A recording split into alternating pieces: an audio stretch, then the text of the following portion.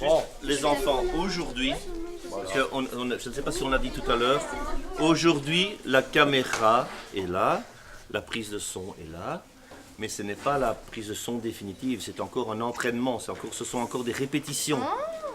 On va te demander de raconter l'histoire de Gertrude, du point de vue d'un peu de tout ce que vous avez déjà travaillé, tout ce que tu as retenu, toi. Vous l'aidez un peu en écoutant? En fait, c'est Gertrude qui s'est fait tuer devant son école par une araignée qui avait Ebola.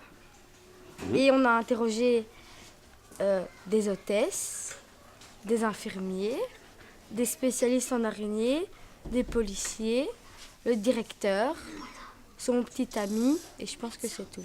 J'ai dit, les médecins. Est-ce qu'il y a d'autres choses auxquelles vous pensez? Non. Pas pour le moment? Le groupe de Marc vient faire la sculpture ici? Allez, hop, chute. Allez, l'araignée t'a tué. Voilà. Et puis tu tombes.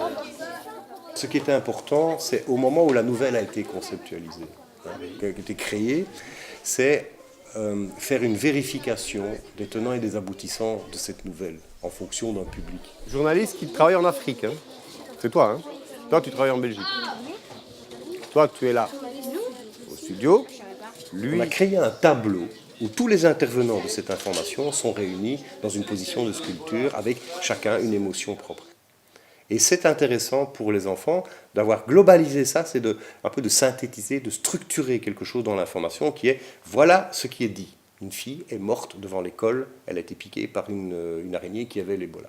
Tout le reste peut être de l'interprétatif, en fonction des personnes qui ont été interrogées. Et on va approfondir le sujet. J'ai ici Jean, l'amoureux de Gertrude, et je vais voir si on peut en tirer quelques questions. Voulez-vous bien répondre à quelques questions? Non. Nous respectons votre tristesse. Je vais interroger le directeur. Bonjour.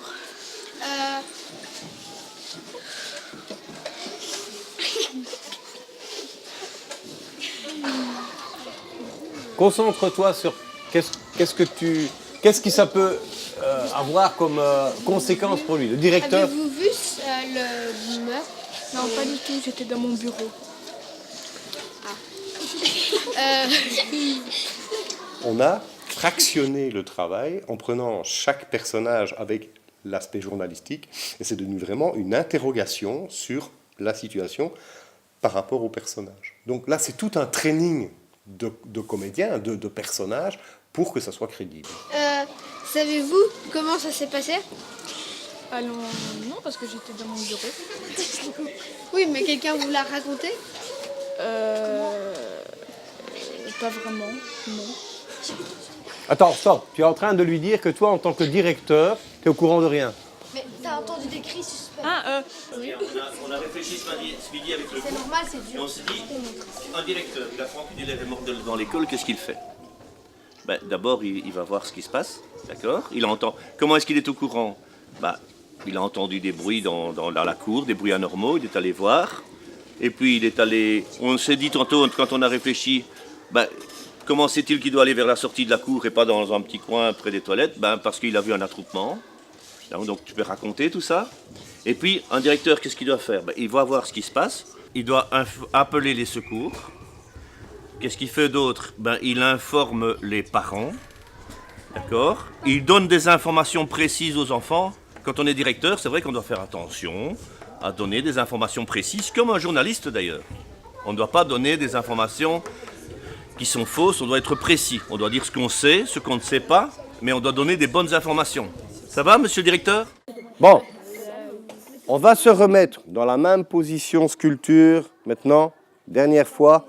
Alors je vous signale qu'un travail de sculpture, c'est silencieux, jusqu'à preuve du contraire. Donc vous n'avez pas besoin de... Voilà, et arrêtez un peu de vouloir choter sur cette pauvre morte. Bon. Bonjour et bienvenue à notre journal télévisé de 20h. Aujourd'hui, nous allons parler d'un sujet capital. Apparemment, une jeune fille s'appelant Gertrude est morte devant son école. Je passe l'antenne à notre journaliste qui est sur place, Monsieur Paul de La Fontaine. Bonjour, je suis bien sur place et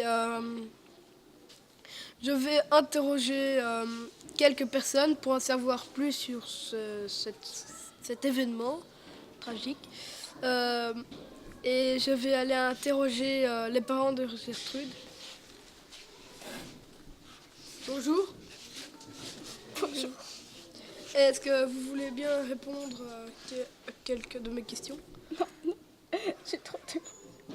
Je comprends. Et vous, madame? Bien. Désolé. Toutes mes condoléances. Et le journaliste, il va jouer au sens où il va tourner autour de ces personnes pour acquérir une information sur ce qui s'est passé et le ressenti de chaque personne à la place qu'elle occupe. Est-ce que voulez-vous bien répondre à quelques de mes questions? Oui. Avez-vous vu la scène? Non.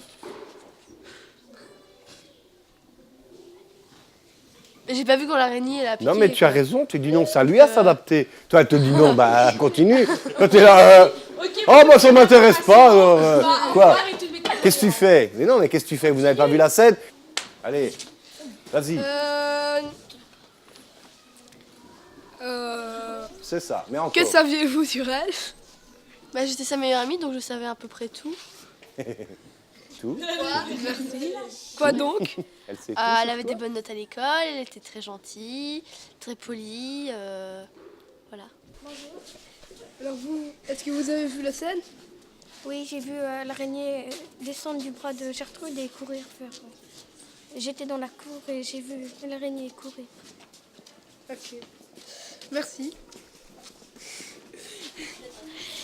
Bon, voici toutes les informations que nous avons recueillies, mais apparemment, nous n'avons pas assez d'informations aujourd'hui, donc je vous donne rendez-vous demain, même heure, pour approfondir l'enquête. Au revoir. Voilà.